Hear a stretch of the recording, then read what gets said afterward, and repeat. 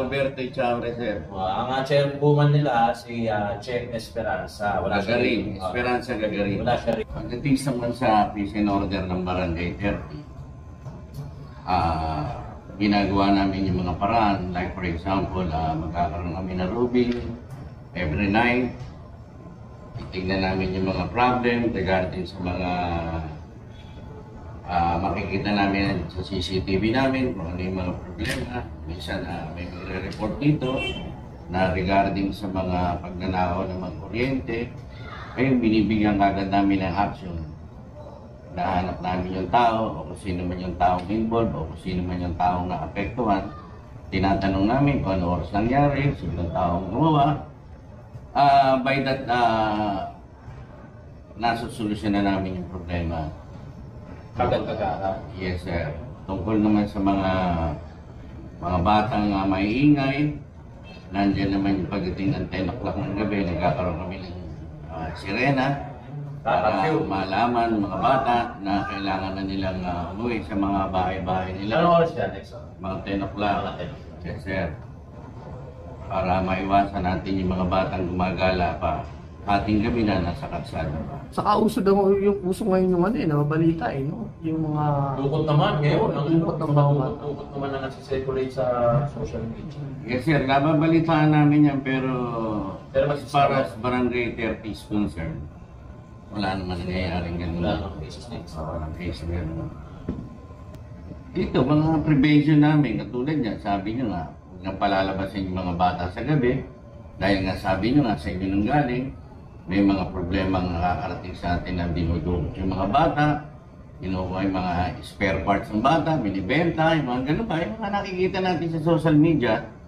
Para maiwasan yan, kailangan, pag nitusan nila ng gabi ang bata, kailangan mayroong kasamang guardian. Hindi ba pwede isa lang ang pupunta, lalabas, para maiwasan. Meron. Bigas. Yes, sir, meron. canned goods. Letter naman sila. Actually, sa mga birthday gift, meron sila niya. Talaga. Yes, sir. Okay. Yan Package sa ba? Birthday gift, tapos may cash gift, kahit pa paano. Sa mga senior ba, galing nga kami sa district ng Bayboy. Nagkana kami ng kasal, yung mga kasalang bayan.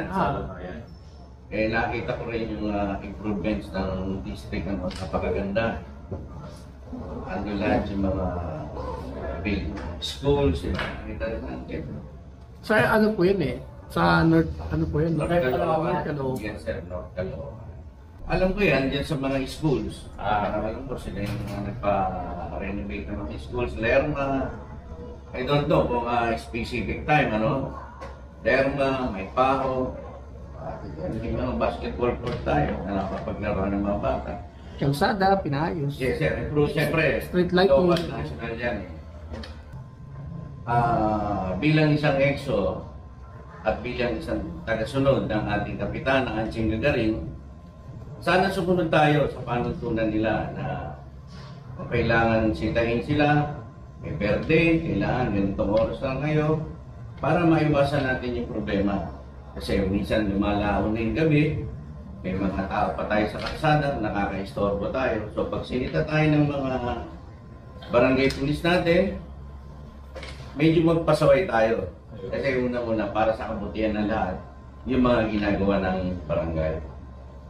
Magpadisiplina. Kasi mag-uumpisa ang kagandahan ng isang lugar o ng isang pamilya pag may disiplina tayo sa buhay.